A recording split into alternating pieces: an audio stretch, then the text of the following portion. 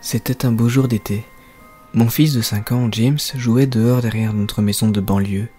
James a toujours été un garçon très calme. Il n'a jamais eu beaucoup d'amis, mais il avait une grande imagination. J'étais dans la cuisine en train de nourrir notre chien Fido, quand j'ai cru entendre James parler à quelqu'un derrière la maison. Je ne savais pas à qui il pouvait parler. S'était-il finalement fait un ami ? Être un père célibataire est une chose difficile pour moi, surtout de garder un œil sur mon fils. Ainsi je me rendis dehors pour le voir. Quand je me rendis dans l'arrière-cour, je fus un peu confus. James était la seule personne à être là.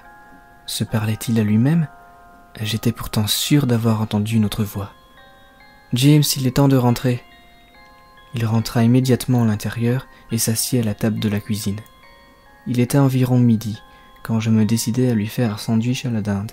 « James, à qui tu parlais tout à l'heure ?»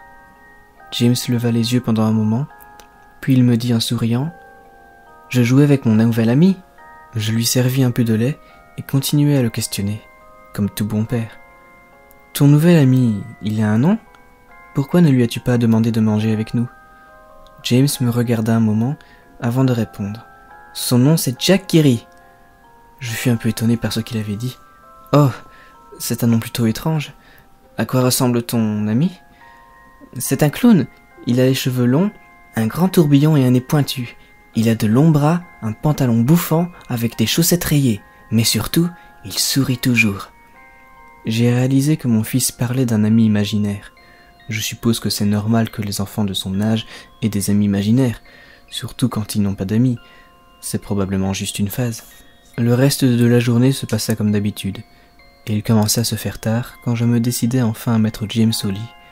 Je le posai, lui donnai un baiser et allumai sa veilleuse avant de fermer la porte.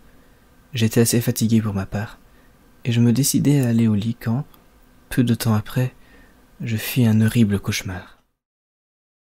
Il faisait sombre. J'étais dans une sorte de parc d'attractions délabré. J'avais peur. Je courais à travers un champ infini de tentes vides, manèges cassés et arcades abandonnées. L'endroit était horrible à regarder. Tout était noir et blanc, des animaux en peluche tous suspendus à des nœuds dans des huttes de jeu, tous avaient des sourires malades cousus sur leurs visages. C'était comme si l'ensemble du parc me regardait, même s'il n'y avait rien d'autre de vivant en vue. Puis, soudain, j'ai commencé à entendre jouer de la musique, les sons de Pop Goes de Weasel qui se jouaient sur un squeezebox à travers le parc. C'était hypnotisant.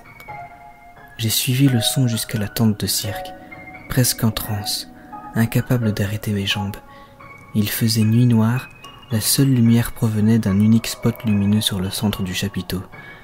Alors que je marchais vers la lumière, la musique ralentit. Je me suis retrouvé à chanter incapable de m'arrêter. La musique s'arrêta juste à son apogée, et soudain, les lumières s'allumèrent. L'intensité des lumières était presque aveuglante. Tout ce que je pouvais voir, c'était une petite silhouette sombre en face de moi. Puis une autre est apparue, et une autre, puis une autre. Il y avait des dizaines d'entre eux, et tous marchaient vers moi. Je ne pouvais pas bouger, mes jambes étaient gelées. Tout ce que je pouvais faire était de regarder les obsédantes silhouettes qui s'approchaient. Comme elles se rapprochaient, je pus voir que c'étaient des enfants. J'ai remarqué qu'ils étaient tous horriblement défigurés et mutilés. Certains avaient des coupures sur tout le corps, d'autres étaient gravement brûlés, et d'autres n'avaient même plus de membres, même plus un seul œil. Les enfants m'ont entouré, griffant ma chair, me traînant sur le sol, me déchirant de l'intérieur. Comme les enfants me griffaient, je m'évanouis, sous leur rire horrible, diabolique et monstrueux. Je me suis réveillé le lendemain matin dans une sueur froide. Après quelques respirations haletantes, j'ai regardé autour de moi et j'ai vu quelques-unes des figurines de James positionnées en face de moi sur ma table de chevet. J'ai soupiré. James s'était probablement réveillé tôt et les avait déposées ici. J'ai ramassé les jouets et je me suis dirigé vers la chambre de James pour voir s'il était réveillé. Mais quand j'ai ouvert la porte, il dormait encore. J'ai juste haussé les épaules et plaça les jouets de nouveau dans son coffre à jouets et me dirigea vers le salon pour déjeuner. Un peu plus tard, James s'est réveillé à son tour et je lui ai fait son petit déjeuner. Il était calme et semblait un peu mou.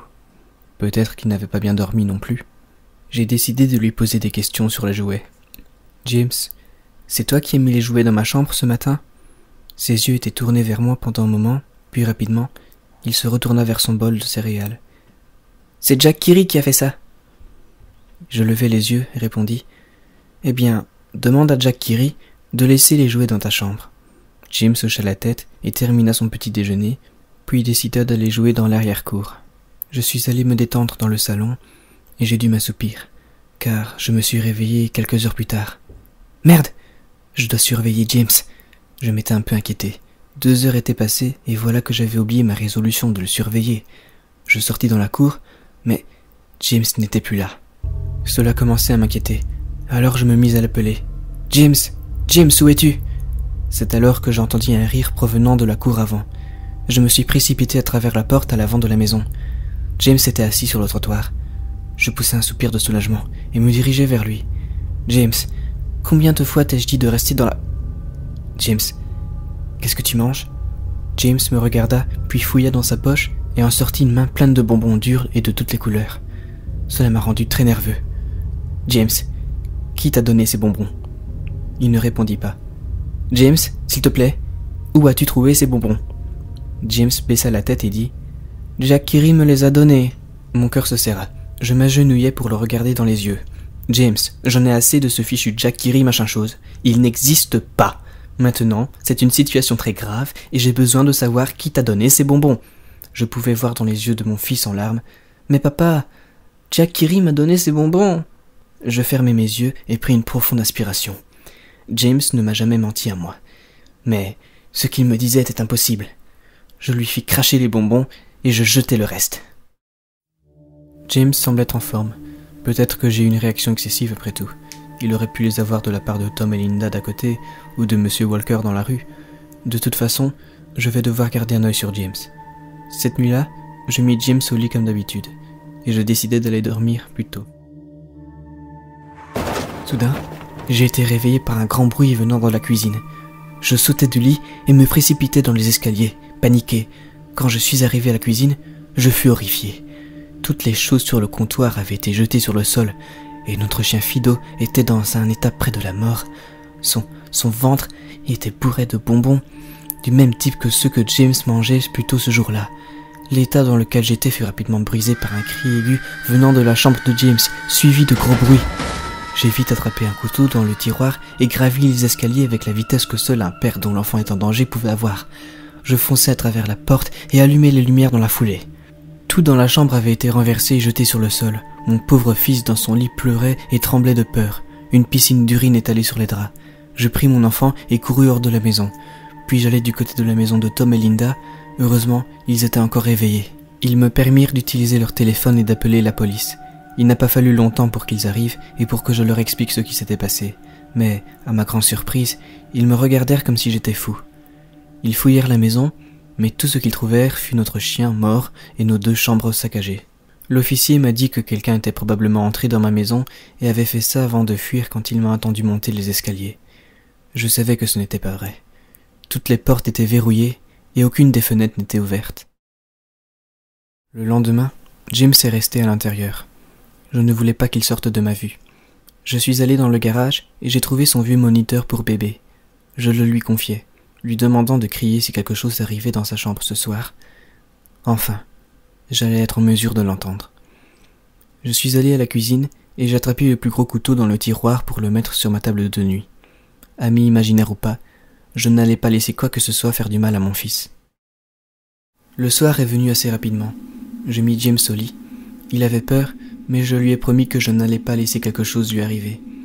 Je lui donnai un baiser et allumai la veilleuse. Avant de fermer la porte, je lui dis tout bas « Bonne nuit James, je t'aime ». J'ai essayé de rester éveillé aussi longtemps que je le pouvais, mais après quelques heures, je me suis senti à la dérive. James est en sécurité pour cette nuit et j'avais besoin de dormir. Au moment où je posais ma tête sur l'oreiller, j'entendis un bruit venant du moniteur pour bébé que j'avais confié à mon fils. Au début, ça ressemblait à des parasites. Puis, Ça s'est transformé en un doux gémissement. James était endormi. Puis, je l'ai entendu. Le rire de mon cauchemar. Ce rire horrible. J'ai jailli du lit et attrapé le couteau sous mon oreiller. Je me suis précipité dans la chambre de James, laissant la porte ouverte. J'ai essayé d'allumer l'interrupteur de la lumière, mais il ne fonctionnait plus. Je fis un pas à l'intérieur et je pus sentir un liquide épais et chaud sur mes pieds.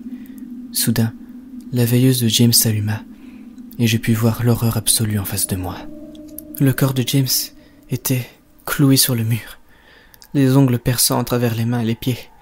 Sa poitrine était grande ouverte, ses organes pendaient au sol, ses yeux et sa langue avaient été enlevés en même temps que la plupart de ses dents. J'étais dégoûté. Je pouvais à peine croire que c'était mon fils. Puis je l'ai entendu, à nouveau, le désespéré doux gémissement. James était encore en vie. Mon pauvre fils, tant de douleur, à peine accroché à la vie. J'ai couru à travers la pièce, mais ma terreur fut interrompue par un gloussement horrible venant de derrière moi. Je me retournais tout en essuyant la bile de ma bouche, quand sortant de l'ombre est apparu le démon responsable de toute cette horreur.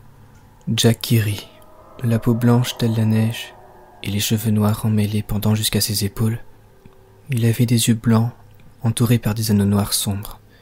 Son sourire tordu, révélé par une rangée de dents aiguisées. Il portait un costume de clown noir et blanc, avec des manches longues et des chaussettes rayées. Son corps lui-même était grotesque. Ses longs bras bâillant le long de sa taille et la façon dont il se tenait lui donnait un air presque squelettique, comme une poupée. Il laissa échapper un rire écœurant, comme pour me faire savoir qu'il était satisfait de ma réaction à son travail. Il se tourna ensuite lentement en face de James et se mit à rire encore plus à cette vue horrible. Cela a suffi à me secouer de ma terreur. J'ai craqué et gueulé « Éloigne-toi de lui, salaud !» Je me suis précipité sur le monstre, le couteau au-dessus de ma tête, et je l'ai poignardé rageusement. Mais dès que le couteau l'a transpercé, il a disparu dans un nuage de fumée noire. Le couteau est passé à travers le nuage, à peine apparu, transperçant le cœur encore battant de James, éclaboussant de sang mon visage. Non, qu'ai-je fait? J'ai tué mon enfant. Je suis immédiatement tombé sur mes genoux, et je pouvais entendre les sirènes au loin de plus en plus fort. Mon fils, j'ai promis de le protéger, mais je n'ai pas réussi. Je suis désolé, James. Je suis tellement désolé. La police me trouva en face de mon fils, toujours brandissant le couteau couvert de sang de mon enfant. Le procès a été bref, la folie. J'ai été placé dans le Phyropoulos, maison de fous, où j'ai été pour les 2 derniers mois. Ce n'est pas si mal ici. La seule raison pour laquelle je suis éveillé maintenant, c'est parce que quelqu'un joue Pop Goes the Weasel sous ma fenêtre. Je vais en parler au préposé à ce sujet plus tard dans la matinée.